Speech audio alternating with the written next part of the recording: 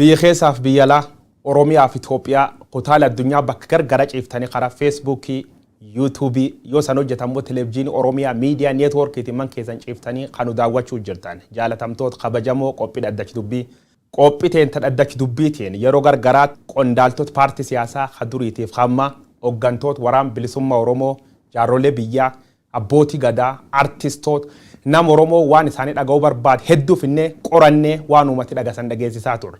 Qophiiteen tardhaatiin qondaal ODP duraanii barsiisaa yuunivarsiitii duraaniif hamma akkasumas hore jiddugalees ODP katay Dr. Milkeessaa Midhaagaati.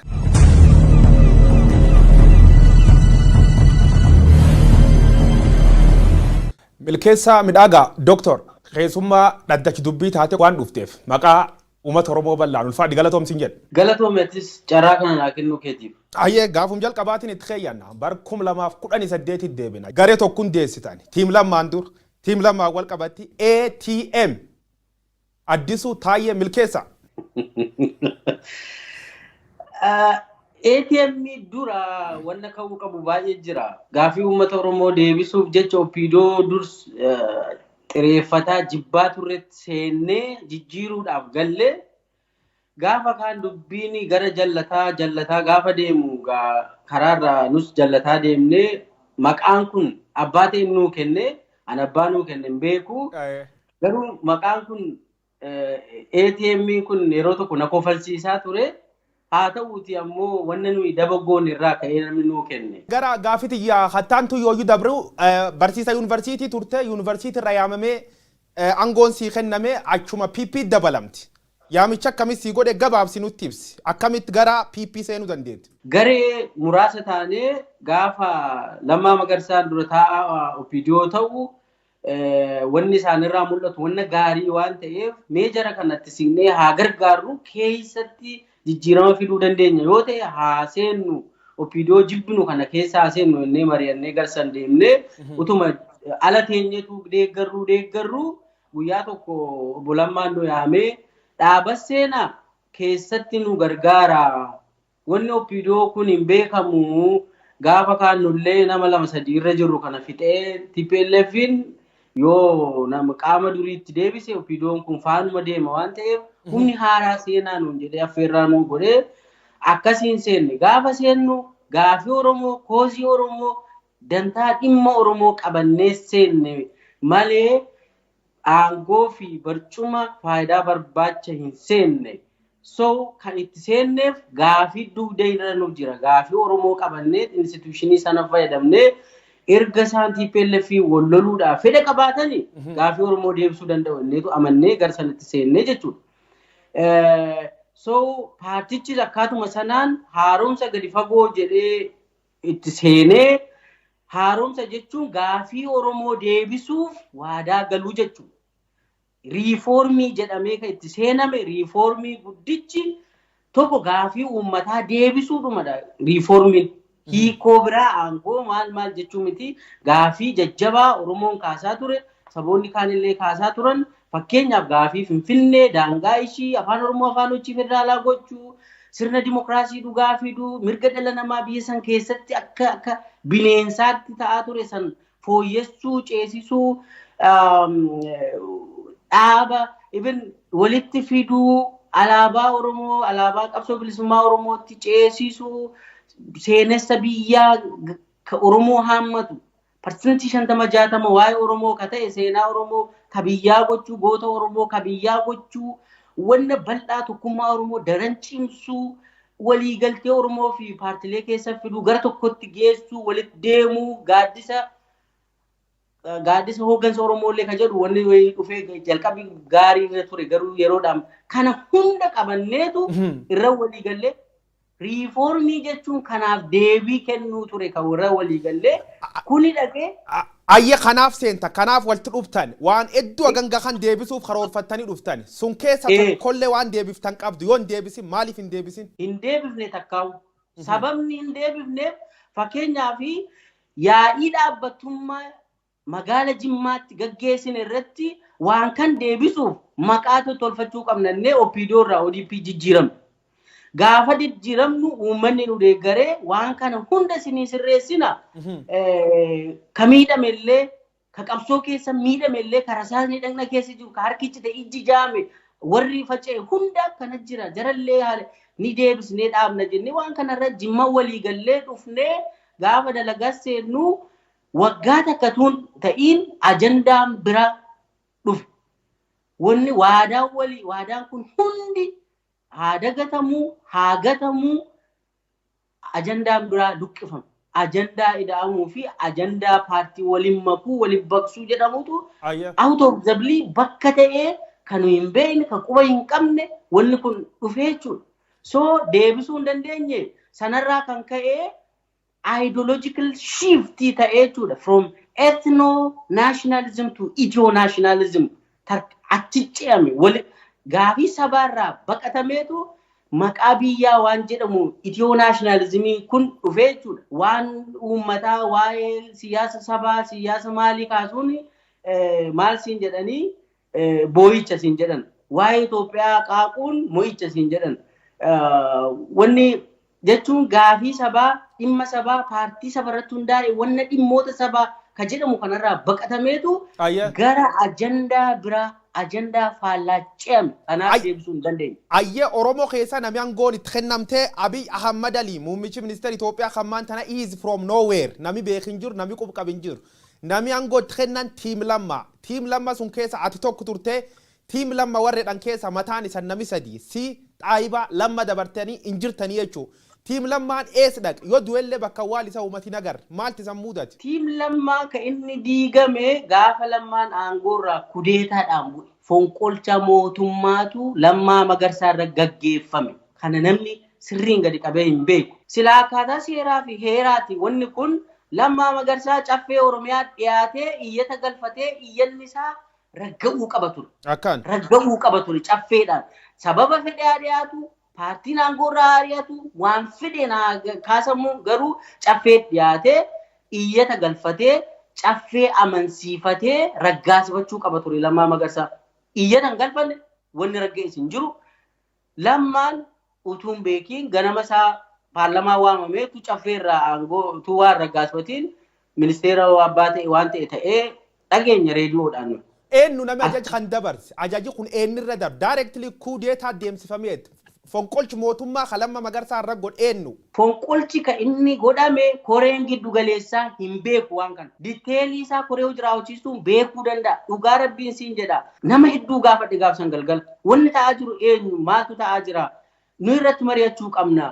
Lammaa yoo rakkina qabaate gamaggamnee buusuu qabna akka koree giddu galeessaatti jennee nama hedduu gaafadhe namni sii deebisu hin jiru. So egaa waan ta'e keessa isaa hin beeku at least procedurally Lammaan caffee iyyata galfatee iyyanni isaa approved ta'uu qaba ture tu aangoorraan ka'in sanallee gaafadhee ni barre koree giddu galeessaarra guyyaa biraa gaafa wal geenyu muummicha ministeeraa Dr. Abiy Ahmadiin gaafadhe wanni kun heera naannoo cabe adeemsi maaliif adeemsi heeraa maaf cabe jedhee gaafannaan waa hunda baruu fi hiyyaalina deebinaan jedhu naa deebisan muummichi ministeeraa. Taatishi Lammaa Magarsaa fonqolchatti irra deem isan garee isa cufayyuu achi taansanii isan rukutu jalqaban Lammaa waan irra dhaqqab nami adara uummati itti kennate ka uummati nu ceesis jedheen qabsoo uummata Oromoo bakka darbatee ufillee darbatamee callisee afaan qabatee taa'e man dubbatina ma uummatatti nimina waan isan godhan.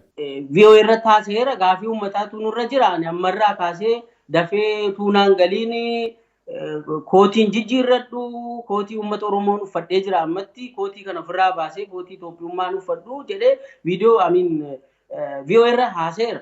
Haa ta'uutii gaa itti aansee maaltu ta'uu qabaa waan jiru saffisaan wanni baay'een deemee ni mari'anna ni furraa ODP hin diigamu ni mari'anna akkaataatti pilaatfoormiin dhimma Oromoo irratti mari'annu ni jiraata.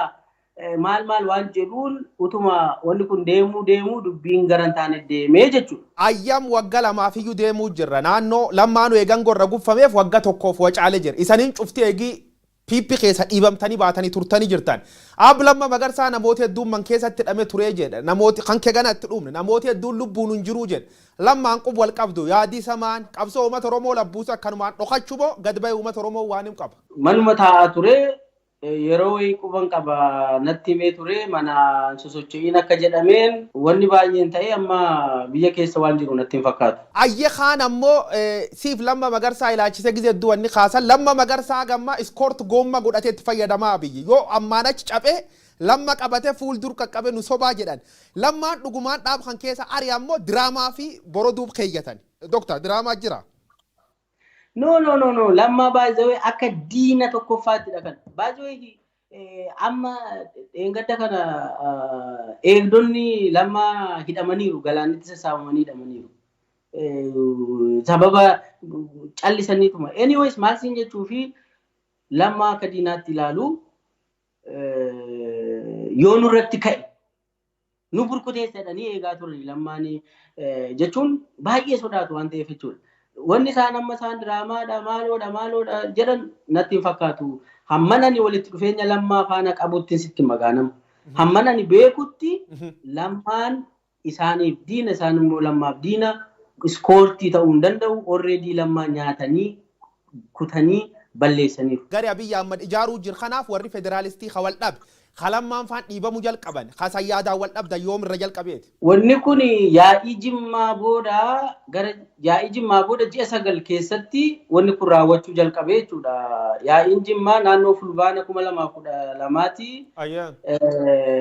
Achirraa kaasee ji'a muraasa keessatti yaadni adda addaa dhufe. Duulli Oromummaa irratti sabboonummaa Oromoo irratti bahaa mandara keessaa waa'ee Oromoo kana yeroo hunda hin booyinaa boo'icha keessaa ba'a kaffi bilaachuu tacaawatu sadarkaa Itoophiyaatti ol guddadhaa nama ta'a wanni jedhamuu jalqabee wanni kun otuma dafee haga kana fiigee ODP nurkaa diiganneen eegne nuyi.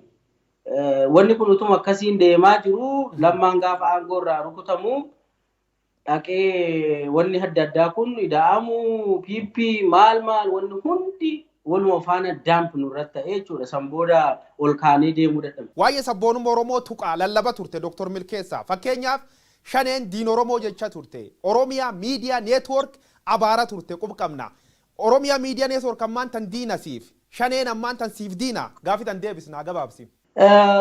Gaafiin kun sirrii gaafa dhugaa dubbachuufan dura opiidiyoon turre opiidiyoo seennee kan gaafii Oromoo dhimma Oromoo ajandaa Oromoo qabannee seennee siin jedhe. Achirraa gaafa wayyaanee kuffifnee jennu dhiibbaa uummataatiin wanni nuyi beeknu Oromoon bilisoomeera jennee amannee jechuudha. Oromoon bilisoomeera Dr. Abiyyiin finnee masaraa galchineerra Oromiyaa kan harkaa qabu Lammaa Magarsaati waan feene teenyee akka furachuu dandeenya nama kan faanayyuu jennee waan yeroo sanitti amanneef jecha bilisoomneerra jennee waan amanneef jecha OMN qofa miti waboo qofa miti abaawos kaafaawos namoota dhuunfaa hedduullee irra duuleera san yeroo sanatti akkaataa bilisoomneerra jedhee waan amaneef wanni biraa nu barbaachisu waraanni nu barbaachisu jedhee amane yeroo sana sanaaf jecha waa hedduu hararra dhaabadhee yoo laalu akkaataa gaafii keetiin sun dogoggora an bakka san hin jiru waan dogoggore saniifuu hundaa'u kan mufachiise redhee waan an amanuufi asumaanuu yoo naa eeyyamte dhiifama gaafachuun barbaada. Ulfaat Dr. Milkeessaa wani dhiifam caalan jirtu erkan kee dhumna dubbi lafa seenna Dr. Milkeessaa gaafiif deebii BBC Afaan Oromoo waliin gooteen economic zone lafa Oromiyaa ciranii mootummaa naannoo Amaaraa dabarsuu jiran jettee gaafiif deebii goote jirta. Eegis suni haal jajjaba kee seenu kan kee qaba. Lafa Oromiyaa ka ciramte jira ka piippiin gurguratti.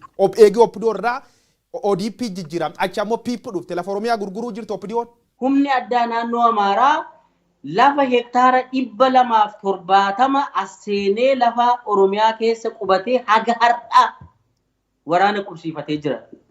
Naannoo Shanoo asii laga Xaafoo raachi dabartee naannoo Shanoo aanaa Qimbibiit magaala Shanoo naannoo sana humni addaa Asaaminoo Tsiggeen fidee qubsiise haga yoonaa himbane darbeeyyuu lafa sana investimentiif naannoon Amaaraa kennaa jira. Kana soba miidhan waanan bulchaa ture waa irra taa'ee nama hundatti meera. Even haga naannoo Oromiyaa darbee federaalaa Republican Guardii hooggantootatti illee wanni kun rakkoodha. Humna saaminuu kana kaasaa asirraa jedhee hin kaafne haga yoonaa lafi sun naannoo Amaaraa qabatee jira. Investimentiif kennaa jiru. Seeraan ala sirra uummata qubsiisaa jiru. Tokko kan lammaffaan immoo ijaarsa seeraan alaatiin naannoon Amaaraa fi Finfinnee wal tuqeera. Naannoo Koyyee Facceetii kaastee harka gadii kibbaa laga Xaafootiin lagdi tokko akkas deemteetu dhaqxee karaa Minjaarinaa Shonkoraa maalitti seenti beekta. Sanarra qubsumni haala ajaa'ibaan dhufee Finfinnee ibsaan galee fi bishaan galee fi karaan tolfamee fi wal tuqee jira. Laga keessa bataskaan ijaaramee fi seeraan wanni kun sirrii miti jennee gaafa nu ijaarsa seeraan alaa irratti tarkaanfii fudhachuudhaaf gaafa nu jalqabnu adeeppaa faana waliin nu qabanii adeeppaan mataa nurraa rukutee san booda waan adeeppaan jedhe hunda raawwachuu jalqabna. Ijaarsa seeraan alaa diiginaa dhaabaa jedhamee hidhaamne. Jawaar Mahaammadiin hidhaa jedhanii warri adeeppaa walgahii nuyi ODP fi adeeppaa yeroo kophaatti teenya yeroo baay'ee waajjira dhaabaattis teenyerraa Skylightittis teenyerraa walgahii nuyi goonu san irratti gaafii adeeppaan gaafatu hunda hojiirra oolchinaaf waan ta'eef jecha Jawaariin nurraa hidhaa yoo ta'u baate Asaaminoo Ciggee isin irratti ta'a Jawaar jedhame ni hineef jechuudha. Ani erga yeroo hidhame keessaa baheera of course garuu wannichi raawwatee fi jechuudha. Kanaafuu Jawaar Mahammad gaafii adeeppaan dhiyeessiteetiin opiniyoon hiitee jechuudha. Gara nama 13tu adeeppaarraa dubbate 13 Jawaar Mahammad hidhamuu baannaan ODP faana hin hojjennodhanii kaasaniiru. Eenyu hoogganaa isaaniirraa kaasee waliin mari'atanii ejjennoo isaanii waan ibsan fakkaata. So booldi ta'eetu dhiyaataa ture jechuudha. Dhaaba keessatti wanni Jawaarii fi Oromoo naashinaalizimii irratti akka nuyi wanni goonuuf jecha sun qabatamaadhaan waan keessa tureen. Gaafa nuyi waan ta'e waa'ee Finfinnee kaaftu Amaaraan mufataa dhiisa. Waan ta'e yoo kaaftu Baardaartu mufataa dhiisa. Akkasiin Baardaar gareen Baardaar mataarra bahee ajajachuu eegale. Kaan madhaabsisu yaaliin gabaabsinaa deebisa. Atiin umni dhabde namsi gargaar dhabde bilisiginna Oromiyaa keessa. Dhaabaa jedhan ijaarsa seeraan alaa hin diiginaadhanii jennaan hin dhaabnu jenne ani hin dhaabuun jedheeni warri waajjira dhaabaarraa of eeggannoo naa kennanii dhimma karaa laga Xaafoon Amaarrii fi Oromiyaa Finfinnee wal tuqsiisuuf deemamaa jira jedhee kaasee san booda waajjira dhaabaatti na yaamanii na qoratanii.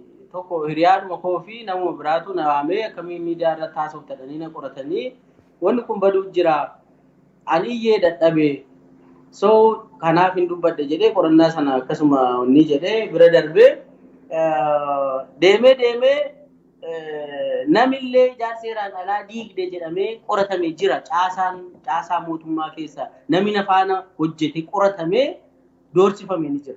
Fedhii isaaniitiin godhuu jiran jechuu ijaarsa seeraaraa hin deeggaruu jechuu isaan. Amaarri naannoon Amaaraa diigina Amaaratu wannoo ta'a jedhee kaasnaan inni dhaabataaf gaafiin Amaaraa yoo fedhan baasee adeeppaan naannoon Amaaraa Abiy bushuu hin dandeenye ati jedhaniiti ittimu. Isaan mirgaaf bilisummaa akka malee qabu barga. Ati nuyi garuu hin afaan keessanittis ximbisittiin jedhiinaa ni mufatu ni maal ta'u maal akkasuma afaan keenya qabnee teenya jechuudha.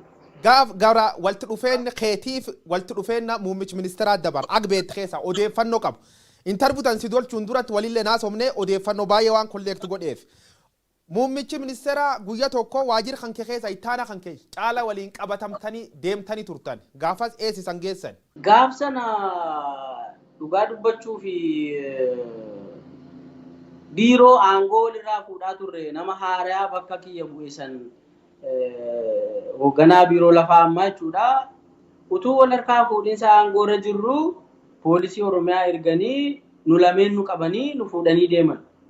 Nu fuudhanii karaarra dhaabbannee bakka ta'e waliin bilbiluu iddoo ta'e bilbilanii asii godhanii akkas godhanii sa'aatii dheeraa erga nu dhaabanii booda maali dhiiroo eessa dhaqnannaan komishinii poolisiitu isin barbaadaa nuun jedhan.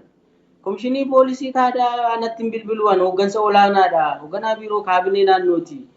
Ani poolisiin akkamiin qabamee deema jedhee qabaa fidaa jedhamni gaanu dhiifama nuu godhaa dooktar naan jedhu ijoolleen poolisiin waan beeknu hin qabnudhanii bibilbilanii booda sa'aatii dheeraa booda nu gadhiisan. Eenyu akka nu qabee eessa nu geessu akka barbaadan tarkaanfii akkamii akka fedhan hin beeku. Guyyaa sanii kaasee Shimallis pirezidaantiin naannoo Oromiyaa bilbila narraan kaasu maseejii naan deebisu kadhadhee maali wanni kun dhiiroo ati hiriyaadhaan naallee waliin baranne maalan balleesse wannumti ani godhe yoo jiraate na waamtee an na reebbachuu hin dandeessu akkamiin akkasi ta'an jedhee maseejii erge maal jedhe naa deebisuu didee sanarraan addaan baanee jechuudha pirezidaantii naannoo Oromiyaatiin eegasii asitti maaliif akka naa deebisuu dide hin beeku inni ajaju haa dhiisu alreediyaan waan narra ta'e itti hime garuu akka hoogganaa kiyyaatti na yaamee maal sirratti ta'e naan hin jenne waan ta'eefi waan yaadantu ture waan yaadetu ture so achumarraa kaasee addaan baane jechuudha. Ayyee waan yaadan kan aangoo Shimallis Abdiisaa isumas si qabsiismoo aangumisaatiin inni si qabsiismoo gubbarraa jajii dhufe gaafas akkasi dararan ma uummatatti hin dubbatin kallee gaafas. Achi teessee gaawaa kana haasa'uun xiqqoo natti ulfaata jechaa fi sodaanis ni jira sin dhosku haa ta'uuti garuu wanna tokko akka beekamtii olii ala hoogganaa biiroo tokko qabdee fuutee deemuun ni ulfaataan jedhu ilaalcha akkasiin qaba. Ayyee hoogganaa biiroo olii yoo gubbarra ajajanii fakkeenyaaf Shimallis Abdiisaa pirezidaantii mootummaa naannoo Oromiyaayis gizee hedduun qeeqama. Shimallis Abdiisaa cundhuur aangoon qabu Abiyyi gubbarra jedhanii warri siyaasaallee yeroo jechooti itti darbatan argina. Shimallis Oromiyaa ufumaan umnufiitiin bulchuu jirmoo ajajum gubbaa dhufuun bulchuu jira. Mee deebistaan. Laal Oromiyaan hin jiru amma naannoo Oromiyaan jedhamu hin jiru. Kana jala muraa qabadha.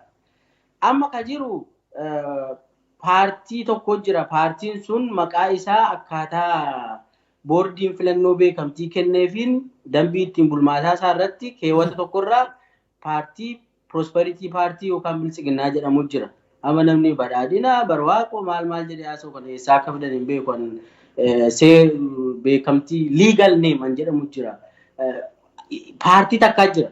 Paartiin sun pirezidaantii tokko qaba. Pirezidaantii santu naannoo pirezidaantota hunda muuddata. Akka fedhe muuddataa ni ajajataa wanni godhata. So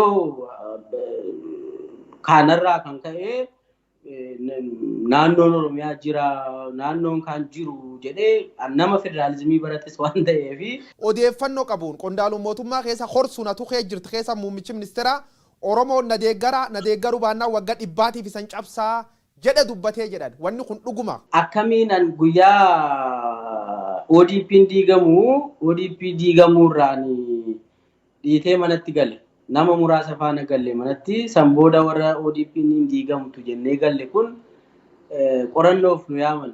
Ana yaame muummicha ministeeraatu na yaame ganama sa'aatii 2:20 dhaqee laaqan abba jechuudha. Achirratti waan hedduu kaasneerraa san booda achi keessatti gaa waa baay'ee kaafnee wanni takka namne sa'aatii dheeraa naa kennanii muummichi ministeeraa waliin haasofne achirra Oromoon na deeggaruu qaba. Yoo na deeggaruu baate immoo ofiifuu ni caba. Cabu immoo hin ka'uu ka jedhu dubbataniiru. Anumaatti dubbataniiru. Kanaafuu Oromoo yoo biyyin deeggarin hin caba karoorri amma biyyaaf kaayettiin Oromoo ittiin ijjeesuu jirsun jechuu. Ni cabaa jedhan kaanaan yoo na deeggaruu baate. Dr. Milkeessa ma uummatatti nimina waan hagan gaareessan uummatatti himuun qabdani uummata balleessuuf ijjeesuuf itti deemuu jiran isan hoggantooti Oromoon bakkeeyyatti si lamma warri am quuqam qabdan jedhanii uummatillee kireeditii sanii kennu kun calliftanii taa'uun imaana uummata nyaachuu san hin taane. Laaboonni kun wanna humna keenya olii ta'e dhaqee dhugaasitti maan waan si dhos kun qabu waan justify godhadhu hin qabu. Achirraa ka'ee wanni erga gaafasii managgalee mari'annee wanna baay'ee wanni mul'ate san booda piigooneetu hiina hunda ishii sassaabneetu maal goonaan jedhu kun nutti ergamee nutti kaasa. Gidduu kana keessa piikii goonee galchina faanaan jedhanii natti erganii turanii. Anis piik ta'uudhaa qophaa'aa ture. Dursees waan tokko goggodhaa ture. Anyways waan humnaa olii ta'ee akkitti dubbattu hin jiru yookaan dubbattee safar gochuu danda'uu qabda jechuudha. Sana gochuu hin dandeenye sanaafan iftoominaanan himaa jechuudha uummatatti. Ayyee doktor. Balleessaa guddaa. Balleessa guddaa. Ulfaan kaan ammoo ayyaanni irreecha kabajamuuf yeroo jalqabaaf ag PP nangoo qabatte ayyaanni irreecha guyyaa tokko feeyyamanii fi yoo ayyaani gaammoo koronaan Itoophiyaatti hin dabala. Koronaan ayyaani hin jaalatisa. Koronaan amantaa waaqeffataa kanallee waan jaalatanatti hin fakkaatu. Kanaafuu Shimallis Abdiisaa gaafas waa dubbatee jiru. Sirni nafxanyaa ka waggoota dhibbaatiif nu cabsinee dirree kanatti deebineedha dubbatti. Warri Minilik guddoo lolee guddoo waacif. Eegi suni jalqabee Shimallis dabalate qondaaltoti teessan cuftinu maqaa Itoophiyaa jedhu malee Oromiyaa jedhu hin baqatan. Gaafas adeeppa ammaan isan gootu warni hin akkamitti santi kenname. This is really good question. Waan kana irratti warri adeeppaa koreenoo jiraawwachiistu waajjira muummicha ministeeraa dhufanii akka iyyan akka booyan muummichi ministeeraa nuu kaasee san booda immoo dhiifama akka gaafatamu dhiifama sana immoo waajjirri dhaabaa akka nuyi wanni kun nafxanyaa wanni jedhame cabee jedhame sun wannoo akka ta'e akka dogoggoraan afaan namaa keessaa akka ba'ellee jedhanii waajjirri dhaabaa iskiriinshootii isaa qabaachuu dandeessu waajjirri dhaabaa dhiifama gaafatee ture. Dhiifama gaafatame sarratti koree giddu galeessaarra kaaseen turen. Eenyu dhiifamni kan gaafate dhaaba gaafate moo nama dhuunfaatu waan san gaafate barreessee jedhee gaafannaan wanni sanaa fi addisuutu barreessee isatu anumatu timee lammaattis maal goone irraa waan jedhu deebiin muummicha ministeeraa irraa kaasanii jechuudha gaafsan. So dhiifama kan jedhu iyyuu barreeffamee fi ture jechuudha waan kanaaf. Achirraa ka'ee guyyaa sanirraa ka'ee jechi nafxeenyaa jedhamu miidiyaa Oromootiin maamiin OBN akka hin dabarre afaan namaa keessaa akka hin baane godhame. For your surprise waa'ee dhimma lafaarratti OBN interviina godhee waa'ee jecha nafxeenyaa jedhu dosadii kaaseennaan irraa kutanii dabarsan. Gaafa kana bojaan gaafadde bojaatti aanaa daayireektara OBN maaf kuttan anatoo jedhe waan nafxeenyaa jecha jedhu sirna nama miti saba miti maaf keessaa baaftan jedhee gaafannaan kallattii gubbaanuu kaa'ame jecha nafxeenyaa kana booda OBN dabarsuun qabuu naan jedhe bojaan. He's alive now. Bilbilaan. So jechi nafxeenyaa jedhu hundi ni dhorkamee achii booda waan Itoophiyummaa waan akkuma jette sana Itoophiyummaan mo'ichaa, Itoophiyummaan ce'umsaa, Itoophiyummaan namummaadha. Waa'een Oromummaa fi Oromoo boo'ichaa, gadhaantummaadha. Kana keessaa ba'a, mandara keessaa ba'a, ol guddadhaa, kabsu bilaachuu tacaawatu, minaamin wanni jedhamu kun diskoorsii keessa gale. Kanan sila siin jedhe ideological shift from ethno-nationalism to ethio-nationalism jedhama. Ammach namisa nafxanya jedhamu miidiyaa irratti hin dubbatanii atilleen qondaalallee keessa dubbannaani taargeet godhamta. Adoo kun turin Hacaaluu Hundeessaa interviin waliin tolchirratti sirni nafxanyaa qeeqa ture. Hacaaluun immediately ijjeefame. Namni hedduun du'a Hacaaluu dubbi inni dubbasuniin sabab sirni nafxanyaa qeeqeef yaamichi baay'een irra godhama ture. Akka ijjeefamuuf karaa yuutuubii, feesbuukii, karaa gargaraatiin yaamichi godha turan. Hacaaluun adoon turin ijjeefame. Dooti isa kanaan wal qabattee yaaddaatiin. Hacaaluun waan dursa irratti pilaan ta'ee ture natti fakkaata. Namoota hedduun akka ajjeefamuu barbaadaman quban qaba. Qaamni mootummaa akka isa doorsisaa jiran baranan bahu jedhee namni dubbataa akka ture barana rukutuu malu na ajjeesuu malu jedhee dubbataa tureera. Kan namni isatti dhiyeenyaan jiru haasa'uu irra danda'ayyuu. Ayyaa atini ogees federaalizimiiti ekspertii waan sun irratti waraqata baay'ee barreessite waraqata barreessullee baay'ee dubbisee dabalataan ammoo waa'ee federaalizimii kan gubbaalleetti hayyu jedhetti yaada. Kanaafuu federaalizimiif gocha wal birqabi kompeer kagoonu. Abiy Ahmad yookaan kaadireen biltsiginnaa isaati amma gandi keessatti uummata leenjiftuu sabdaneessaa, afdaneessaa, adidaneessaa jedhanii DDD kan dasee kan waan baay'isan na fakkaata. So is Abiy Ahmad is really federalist. One ideology federalizimii qaba. Tolchuu jira. Bari san turtan tolchee jira. Federalizimii dhugaa miti federalizimii sobaayyuu ta'uu hin danda'u. Kabaratti PLF federalizimii sobaa jechaa turreemi. Federalizimii sobaa ta'uu hin danda'u. Maaltu jira beektaa? Ajandaa qara dabarsuu, ajandaa busheessuu waan jedhamu tokkotu jira politiksii keessa. ajandaa sirkaa fuudhameetu ni busheessita. Ajandaa sirraa hatameetu busheessuu waan jedhamutu jira. Amma maal jedhu fakkeenya federaalizimii dhugaa hojiirra oolchaa jirra. Federaalizimii dhugaa aan federaalizimii maastersii PhD irra baradhee qara'ee taa'eetiin na dhukkube mataa na dhukkube. Federalizimiin hojiirra oolchina yoo jettu at least minimum criteria qaba. Federalizimiin criteria 7 siisarara sanarra dhaabbattee wanni hojjetamaa jiru amma bar wanni jiru ብሔራዊ jedhamaa jira ko ብሔራዊ መከላከያ ሰራዊት jedhamaa jira ko ብሔራዊ jechuun unitary system keessatti ብሔራዊ jetta malee federaalidha. Biyya Ameerikaa ta'u biyyoota federaalistii ta'an keessa ብሔራዊን jedhamu hin jiru. Wanni dhossa wayi nu bira qabda.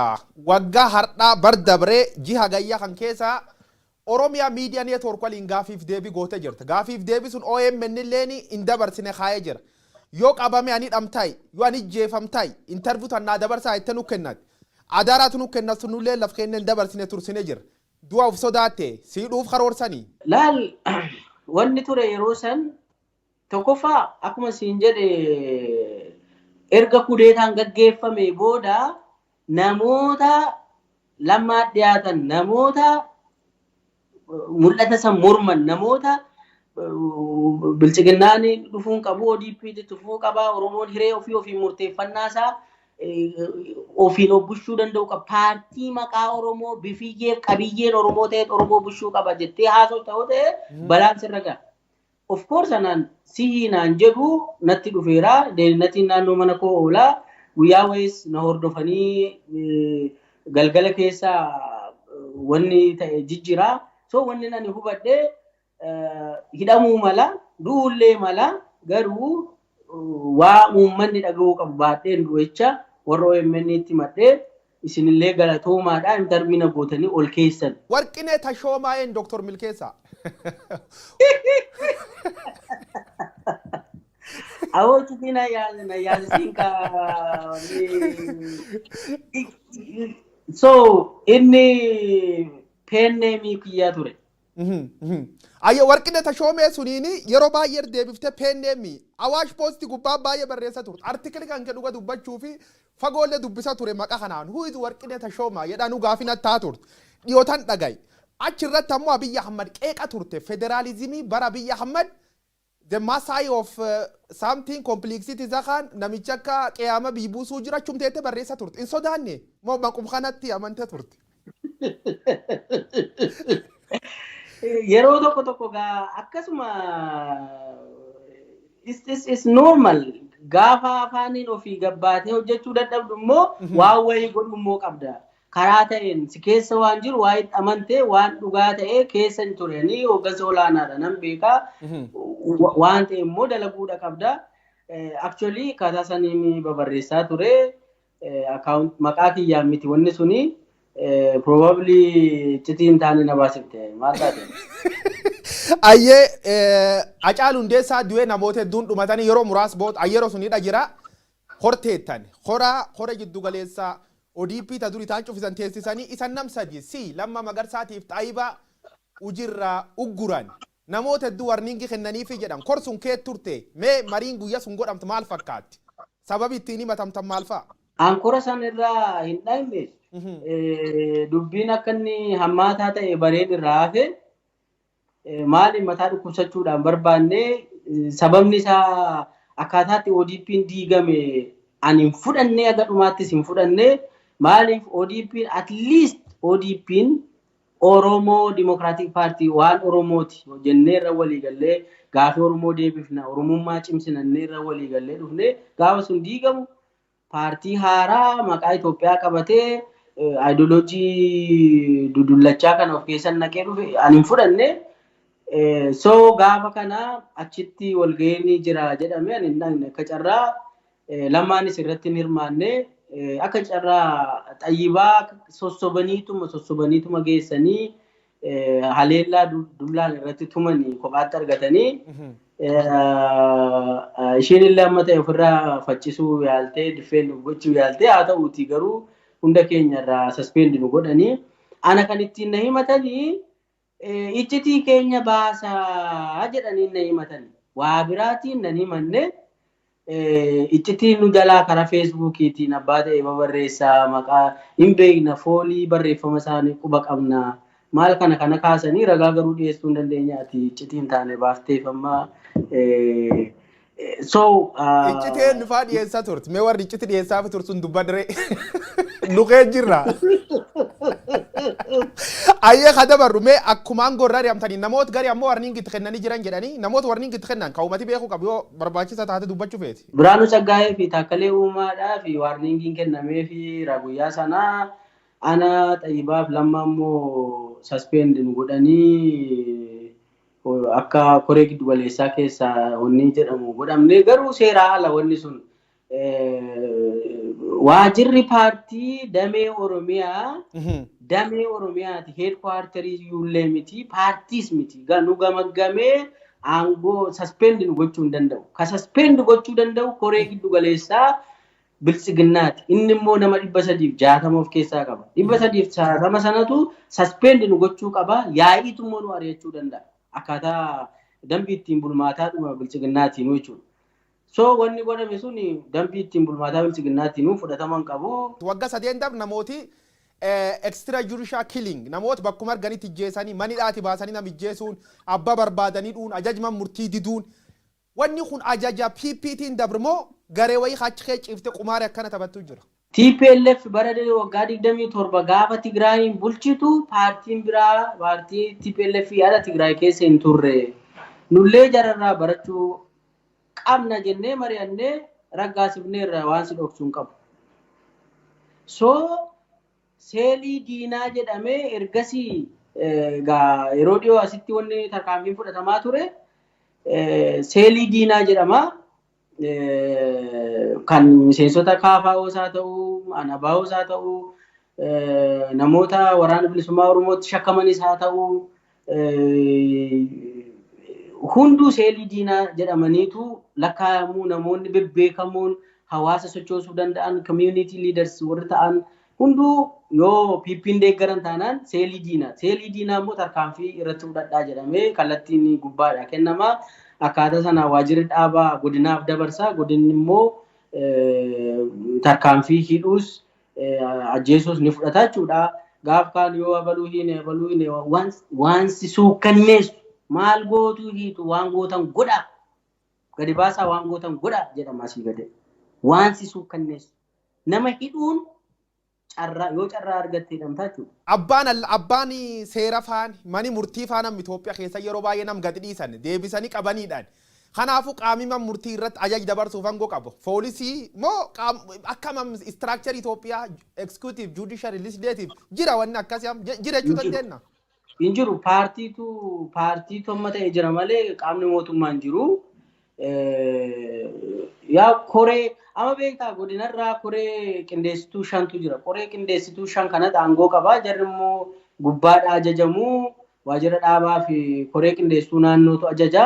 Koreen qindeessituu naannoos nama 5 ajajni gubbaa darba sanarra dhaabbatamee tarkaanfiin hunduu manni murtii haa ta'u poolisii haa ta'u hunduu ajaja asirraa kennamuun gubbaa kennamuun raawwatu malee ati waan manni murtii si ilaalee si dabarsee si bilisoomsu miti. Yoo siyaasa akka carraagaa waaqni si onni godheedhuma warri waajjira dhaabaa jiran haa ba'uudhaan malee manni murtii fi poolisiin aangoo takkaa hin qabu biyya Itoophiyaa keessatti. Yeroo baay'ee deddeebiin mootummaan kun mootummaa Oromooti mootummaa badhaadhinaatii jedhan. Biyyiti sadarkasiin gubbaa jirti laaluu jira. Mootummaan kun mootummaa Oromoo jettee inamanta kee turtee kee beektaa karoor warraallee qaba. Ayyoo gubbaa sanii muummicha ministeeraa ta'ee waan biraa hojjete mootummaa Oromooti naan jechuun dandeessu. So sirnichi sirna Oromoof Oromummaaf ta'uu miti. Deemee paartiin PP'n salfi mirgas hiree ofii murteeffannaa Oromoo ni daaka ni balleessa. Ajaji tokko kadabre dhaga'ee ajaji sun ati korsuun kee jiraatin beeknu Oromoo yoo walitti dhufu nu mormuu danda'a. Kanaafuu Oromoo walitti qabamuu dhoowwadhanii karoor kaanii jiran. Sun keessa tokko karoorii irreechi Finfinnee irra kabajamuu dhowwuu kan. Yoo Oromoon irreechi ga'u koronaan kun ol ka'a. Wanni kun karoor kee jirti. Karoor Oromoo Finfinnee seenuu dhowwaa kee jirti. Sodaan jiru uummanni Oromoo yoo Finfinnee dhufe nurra fincila. Nurratti addunyaatti fincilee addunyaa beeksifata. Even beeta mangistii yoo dhufuu danda'an ni sodaatu. Kana jala murii fudhatu. Kanaaf jecha Oromoon kamiyyuu lakkoofsaan nama 500 nama muraasaan akka dhaqu komaandii poostii waraana biyyaa federaal poolis uummata tikaa kanaan dura wanni godhamee Finfinnee keessa gaafa Oromoon seenu securitized ta'eetu lakkoofamtee baajiin sii kennameetu kanaan seenta. Irreecha miti kuni irreechi banaa yoo barbaachisaa ta'e cufuudha qabu malee uummata irraa dhorku sababa finciluu danda'a. Mirga isaati barbara wayyaanee waan fedhe haasa'ee sirbeetu gala bara Oromoon yoo fedhe kana dhorkitee sodaa aangoof jecha dhorkaman waa'ee koronaa forget about koronaan jedhamu Itoophiyaa keessatti siyaasaa fayyadamaa jira. Biyyi kee yeroo jirtu waan gargaraa si qunnama ture. Kan si qunnamsuun keessaa man dhoowwatamu fa'aa akkuma reefu warri deeminnatii kun fa'aan sordofu fa'aa akkami biyya baatee maaliin biyya baate? Laal biyya keessaa gaafan ture konkolaataa fudhanii mindaanarraa kutanii dhumarra immoo mana apartaamaanarraa fudhatan.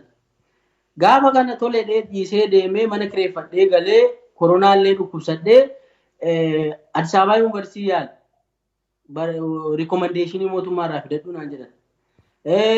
World Bank Safety Net takka argadhee fiqaaduuta sammaa kadhadheen dadhabe just recommend na godhii darbeera.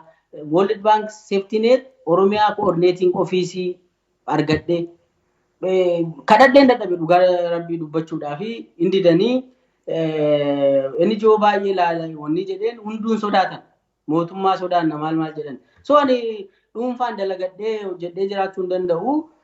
Kana keessa yaalaatan ture yuunivarsiitii biyya alaa kana barsiisummaadhaan onlaayinii barsiisuu eegalee booda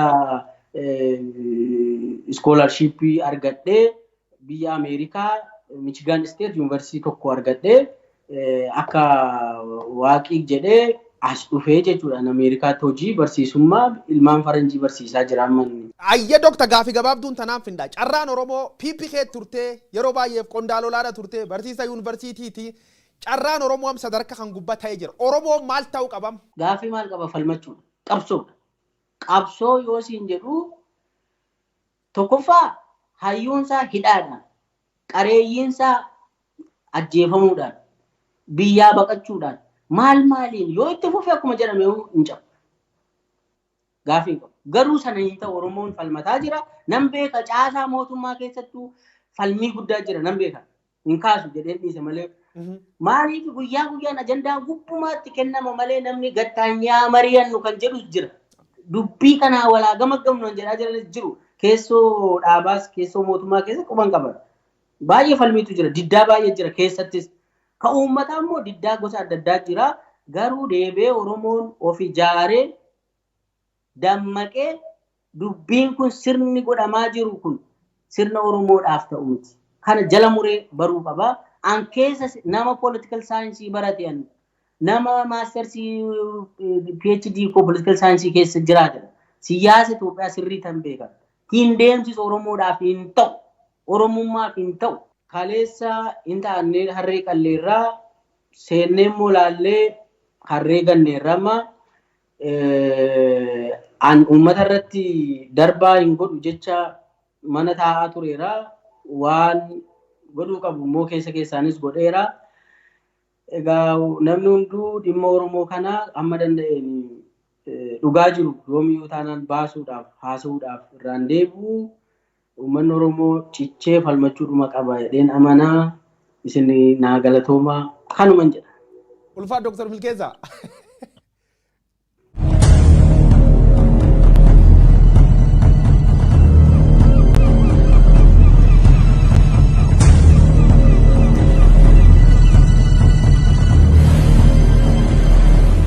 Ayyee gaafiif deebiin Dr. Milkeessaa midhaagaa waliin goon kan fakkaatu turu waan nu daawwattaniif galata qabdu qophiiteen ta'an yookaan sagantaa kan deebiin caqasuuf Feesbuukii Oromiyaa Miidiyaa Neetwoork akkasumas yuutuubii keenya ilaaluu dandeettu. Sagantaan kun armaan dur torbaaniin guyyaan isanii dhiyeessa turre taatullee biyyirra eegi fagaan namoota argachuu waan hin dandeenyeef karaa skaayipiitiin namoota tokko galchinee isanii gaafachuu jirra jabeessineetti fufna. Waan nu daawwattaniif galata qabdu. An guyyoo waaroo obba jirmaati ulfaadhaa.